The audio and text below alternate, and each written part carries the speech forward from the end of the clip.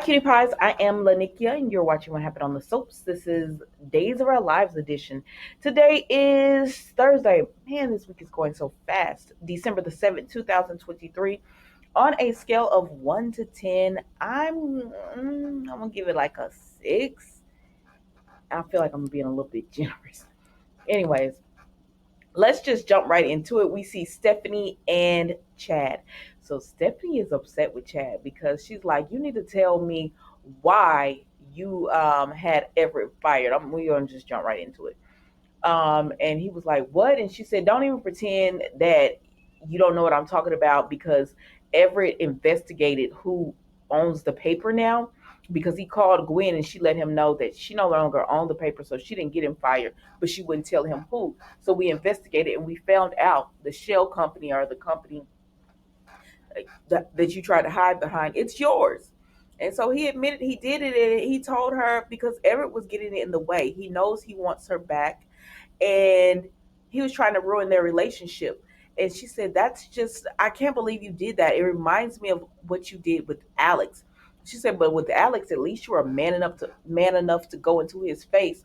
With Everett, this is just sneaky and conniving and everything."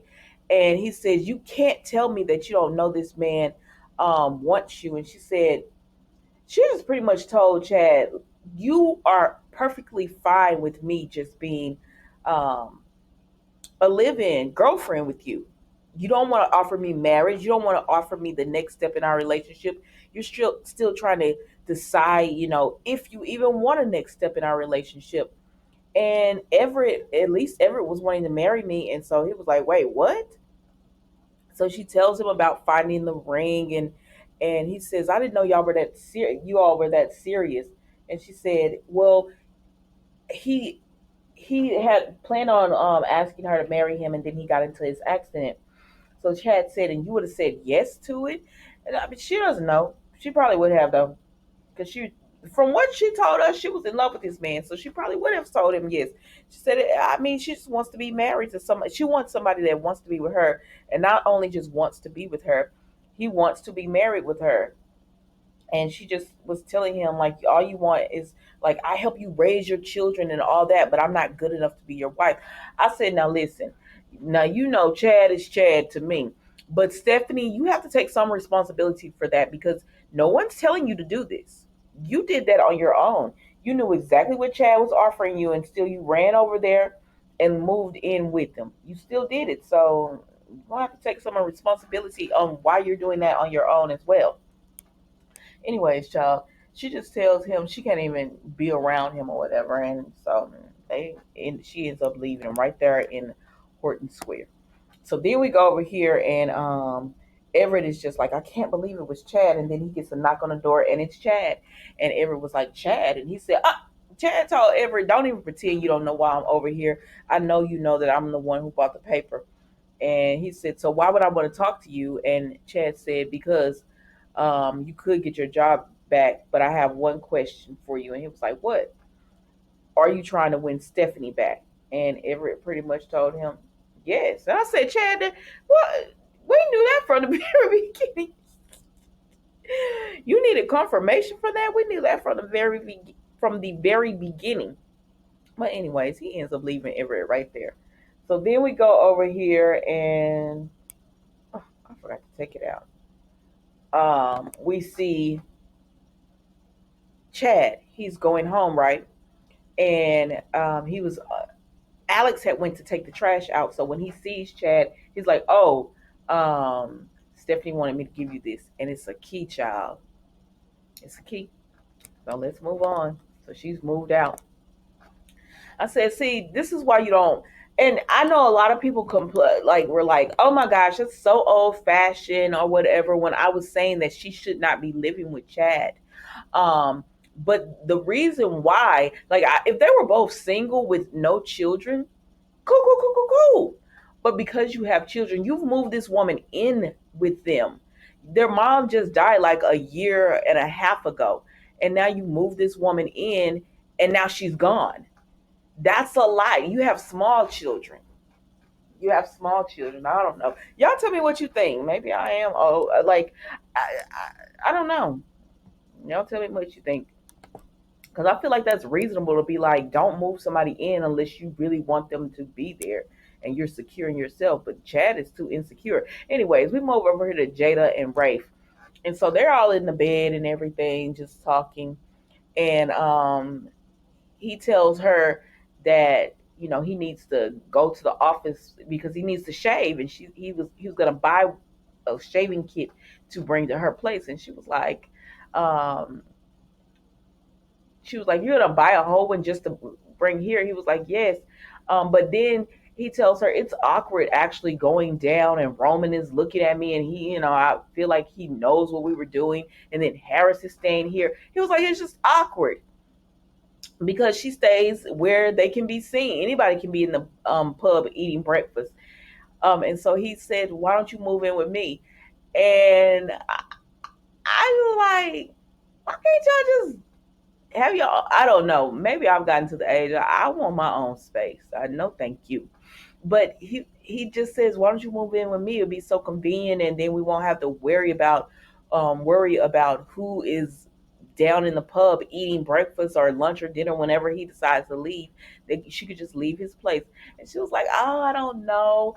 Um, and he was like, "You lived with someone before?" She said, "Yeah, her ex-husband."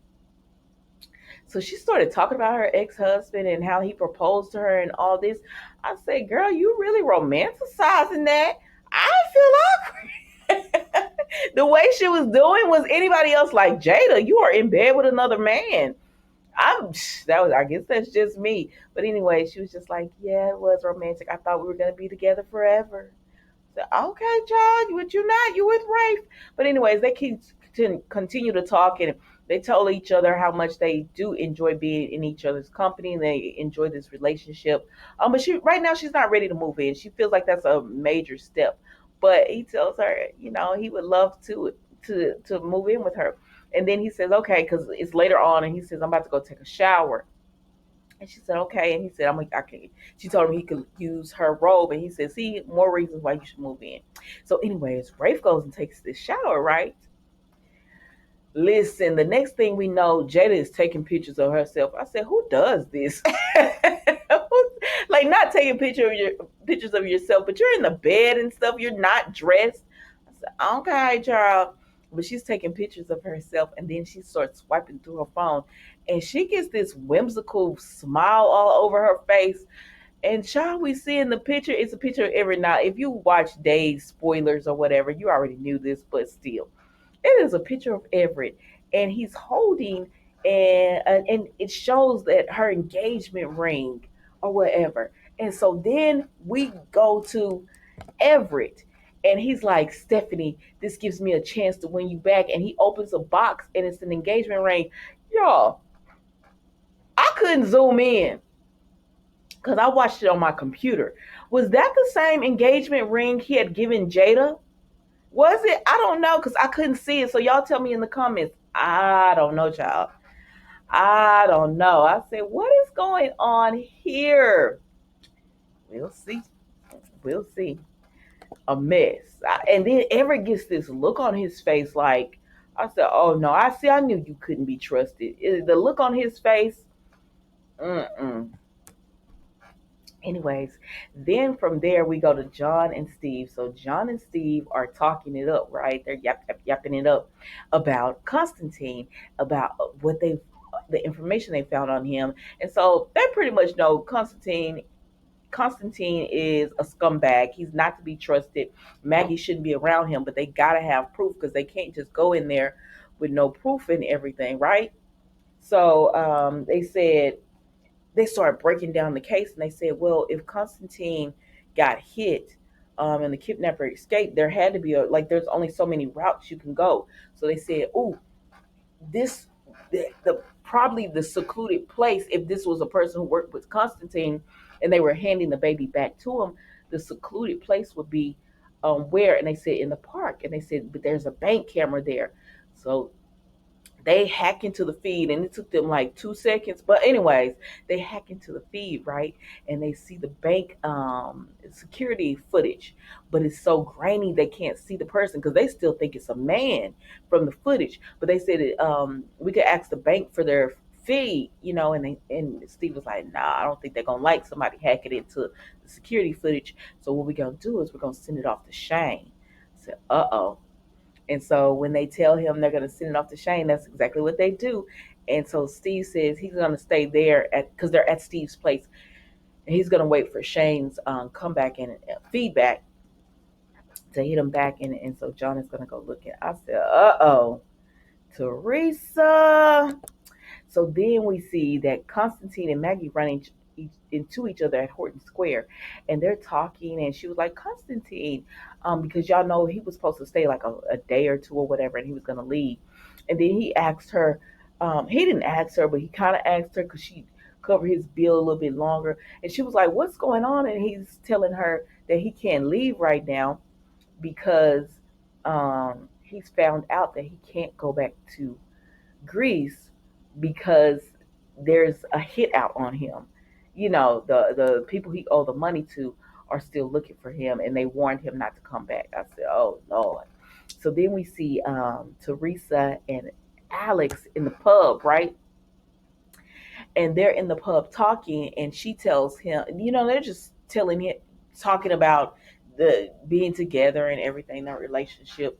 Not even that, but just work. Maggie, Constantine, they're just yapping it up. And but then they start getting all romantic, and they want to start kissing and all that kind of stuff. And then Teresa was like, nothing can ruin this night. But then she looks up and she sees Constantine coming in, and she's like, ugh. And so Alex is like, what's going on? And Maggie and Constantine come up, and they start. Alex says, well, we were just about to leave. And Constantine is like, wait, Teresa, I wanted to apologize to you again for saying everything I said to you. I'm sorry about that, of pretty much accusing you of being a gold digger.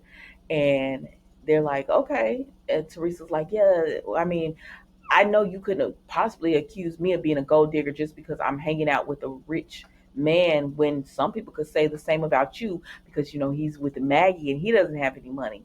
And so Maggie was just like, oh, and Alex, and then so Teresa and Alex end up leaving, right?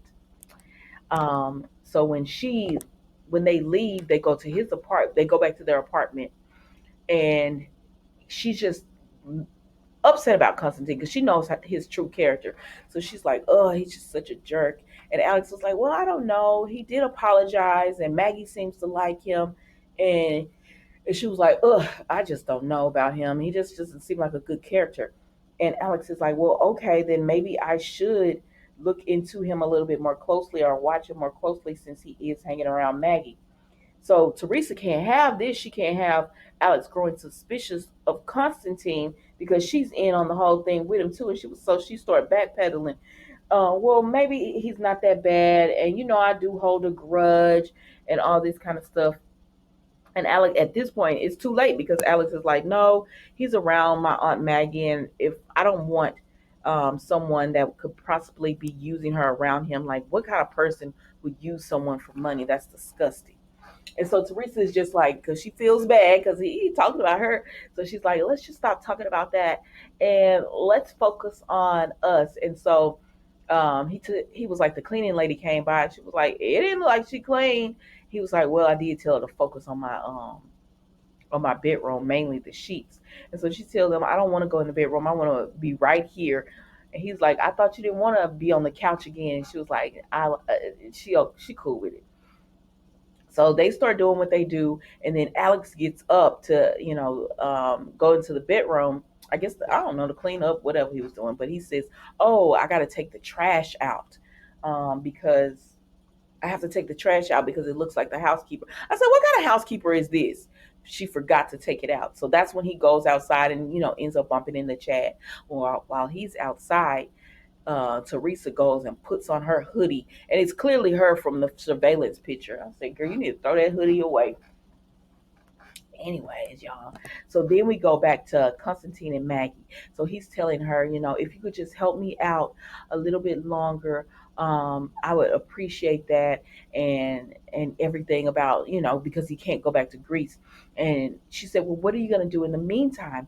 And he tells her, I don't know, my visa is running out. I would have to find a job here, employment, or I would have to get married or something. And he was touching Maggie's hand, and she pulled her hand away, because at this point, Constantine, she don't trust you.